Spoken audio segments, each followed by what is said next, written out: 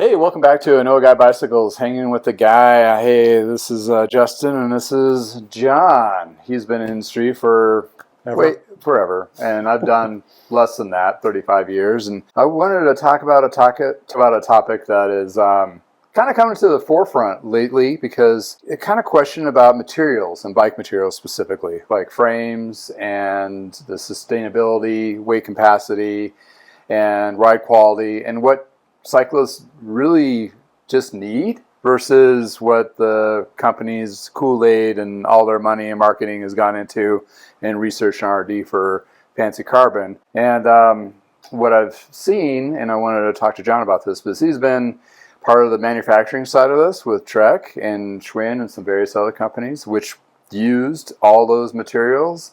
And like full circle moment, he's been leaning a little bit towards like steel.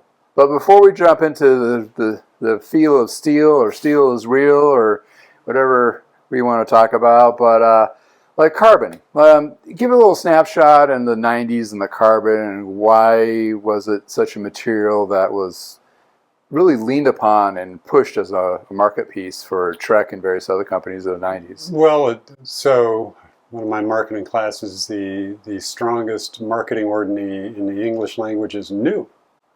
And so this is a new material that was also being used by NASA, by all the aerospace companies for fighter jets, all sorts of. So it's got a great, high performance, super tough, super lightweight rep, and which a lot of it is true in a lot of cases. It looked dramatically different. So that helps the new aspect. Sure. It's like, hey, where'd you get that, or whatever. Look, the tubes are larger, which, does things. You can make larger graphics. You can put even bigger brand details. Branding. It's pretty amazing. Some of them wrap clear up the down tube up around the head tube now. But, there's a lot to it. Trek was interesting because started building steel, primarily Reynolds steel. Yep. Investment cast lugs, all that kind of stuff. Yep. But we, quickly, became kind of more technologically driven, getting into bonded aluminum, which, that got into debates about bonded versus welded aluminum, which was interesting in tubing size. And we were actually limited in diameter of tubing by a patent that Gary Klein had. In fact, I think he wrote like his master's thesis at MIT on using large diameter tubes in bicycles, aluminum tubes. Would make a stiffer or higher performance frame. So the tech or the materials thing goes back, into the 80s, and even somewhat beyond that. I mean, there used to be debates about, I remember in bike shops, and I probably said something silly myself at times, about Reynolds being better than Columbus or vice versa, which I'm pretty dang sure most people couldn't tell the difference. Sort of the princess and the pea sort of thing there. But just ride your bike. Yeah. But there are also some amazing things, because I think as we all jumped into aluminum, people got into this, stiffer is better, it feels better, it feels faster, all that type of thing. Yep. Which actually is kind of interesting, because at the same time, tires were getting higher and higher pressure, and people were, God, this is a really rigid feeling tire, it must be fast, which come to find out now is actually the wrong direction to go that way. But yeah, it's kind of interesting with the full circle. But I think what's kind of happening to carbon is it's lost a little bit of its luster, because it's been around for quite a while now. Yeah. And there's people starting to look at other things, and I think different markets, the development of the gravel market has helped people maybe look at some steel bikes more. I think sustainability.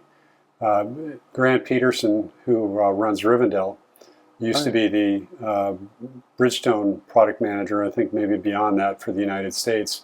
In the last Bridgestone catalog, he wrote this like treatise about steel versus aluminum versus titanium versus carbon fiber, and got into all sorts of things about which is the most ecological, including everything like not just can you recycle it, but what does it actually take to produce it, and Oh, wow. you know, does it take more energy or less energy? Does it create more toxic substances, i.e., titanium versus whatever else? Sure.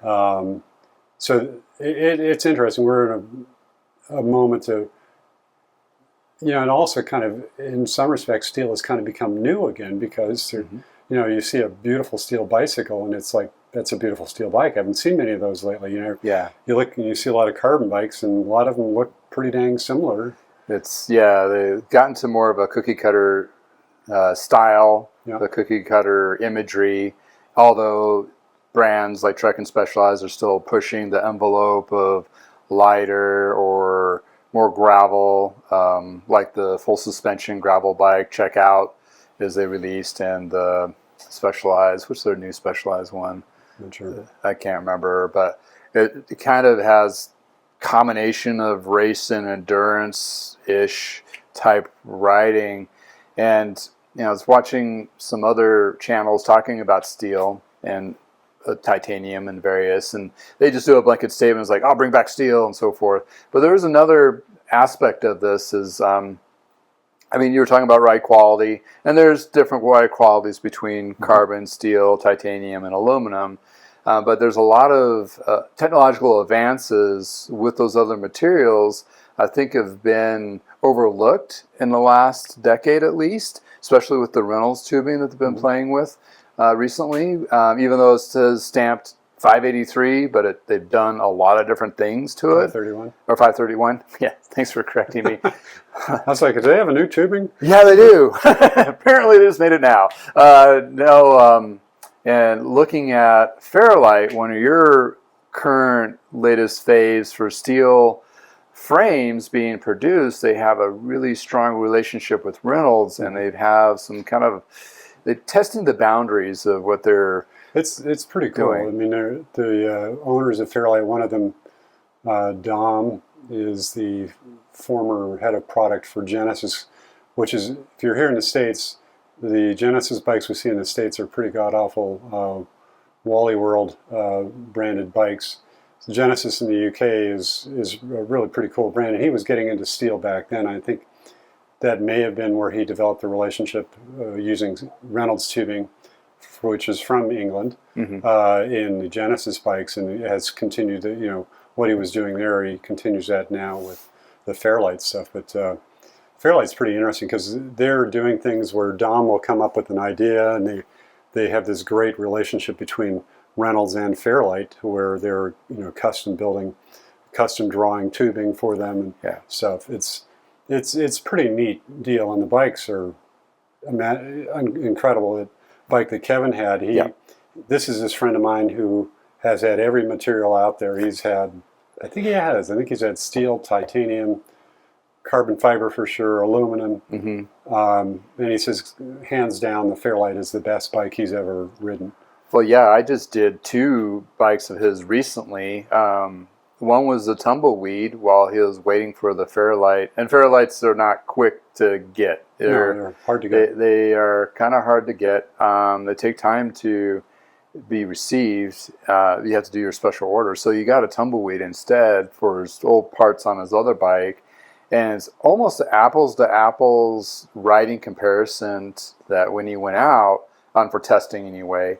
And he liked the tumbleweed, but it has like a completely different purpose almost. It's more of like your adventure riding, touring style of steel bike. And the Fairlight, it was like your sports car kind of ride. And he just raved about it after I got it all put together. And as a mechanic, assembling it was flawless. I mean, it was pretty immaculate of what they put into the frame before I got my grubby hands on it to put all the parts on. And it was like a custom build, which is sometimes problematic for mechanics because we have to face things or make sure parts are fitting correctly, which a lot of that is done at the factory when they're production of a full bike.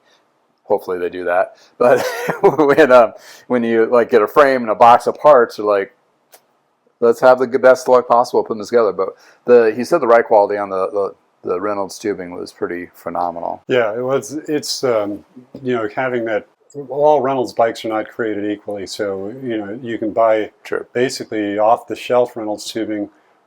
Fairlight does all this kind of stuff where they're getting stuff custom drawn.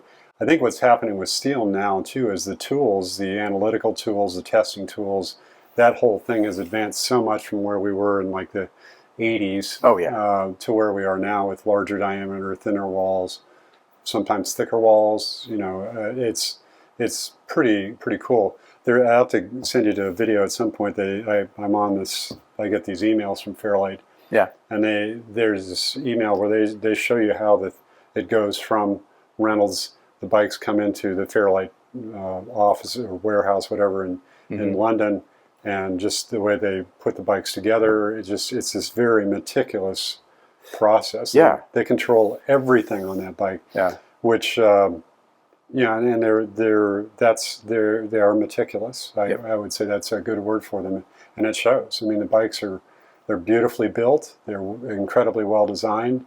The frames are beautifully built, and then once you get your parts, they're beautifully built. Once they do it, or you bring it to a capable mechanic, and it's easy for you to build. Yeah. But what's bringing people to them? I mean, the ride. It's interesting because a lot of you out there, if you're on a carbon bike, you're probably going to be lighter than the average steel bike. Probably a lot lighter than the average steel bike. Possibly. The ride, though, is different. You'll have a little bit more give, perhaps, to the steel.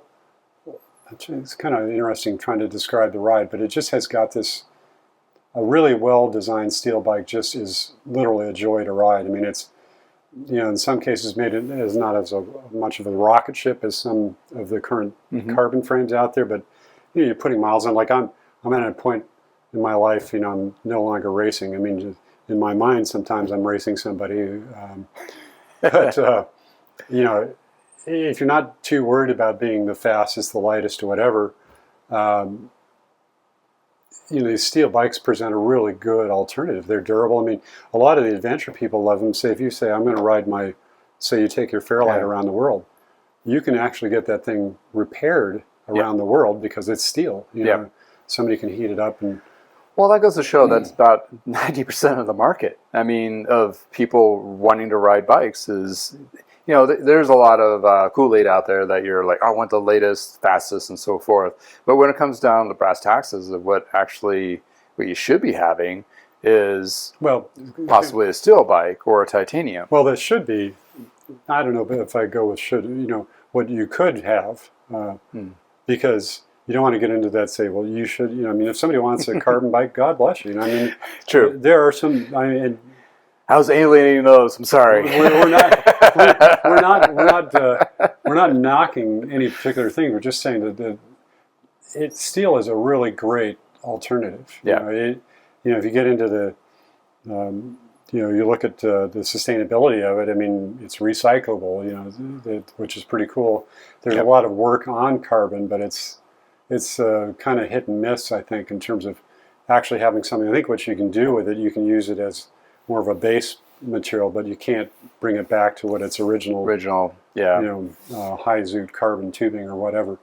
So there's some sustainability issues there, but a lot just goes to that ride, and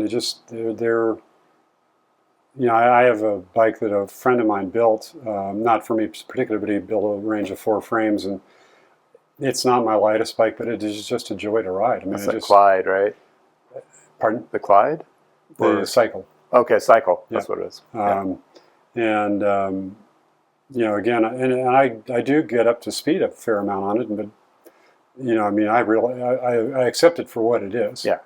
But I would say if you're looking for a beautiful new bicycle, I'm not going to tell you carbon, steel, aluminum, but I'd say take a look at steel if you want to see some really beautiful bikes out there. Yeah. And they're not the only ones. I mean, they're just ones that I just had my grubby little hands on recently. But there's several other companies that are making really nice steel, even in production. Jameis is still making a nice steel frame. In fact, they've used a lot of Reynolds over the years. Yeah, and it's one of those things I've come across in the used market as well as seen some of the new market. It's like it's coming back, and people understand a little bit more with steel, and you're finding it on more unique looking bikes. But besides the actual carbon steel, aluminum, and how they ride, there's also a rider weight component to this. What I've found, like, not a lot of people know, there's a weight capacity which is either tested or actually stamped on or approved by these manufacturers, saying that X amount weight is exceeding the rider. And a lot of us, including myself, exceed that weight on some of those carbon bikes, where aluminums and definitely steel and titaniums will be able to support. Well, there are super lightweight aluminum and steel bikes that also have weight limits on them. So, if you go to a thin wall, it can be kind of exciting. But that's something to take a look at if you're looking at high-end, particularly super light high-end carbon or aluminum. Yeah. Is just like Justin's saying, is you want to be aware of what the weight limit, suggested weight limit. I think you can still buy it if you want to. But in a warranty situation, if they say, "Hey, you weigh more than we recommend on this bicycle," it voids the warranty. So that would be something to be aware of. Steel will take more of a pounding typically than almost every other material out there. Yeah.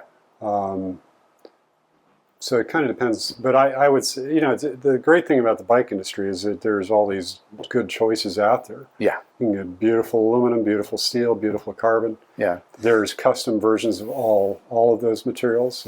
There's these kind of sort of semi-custom things, kind of what Fairlight is doing and a few others, which is pretty cool, where you kind of pick your parts and, all this type of stuff. Orbea has done that with the made-to-order program. It's a pretty cool time to buy a bike. But again, if you're looking for an interesting thing and you've been riding, maybe you've only ridden aluminum or maybe you've only ridden carbon, take a look at steel. You might surprise yourself. Like I say, that is not my lightest bike. My cycle is one of my favorite bikes to ride. It just is a joy.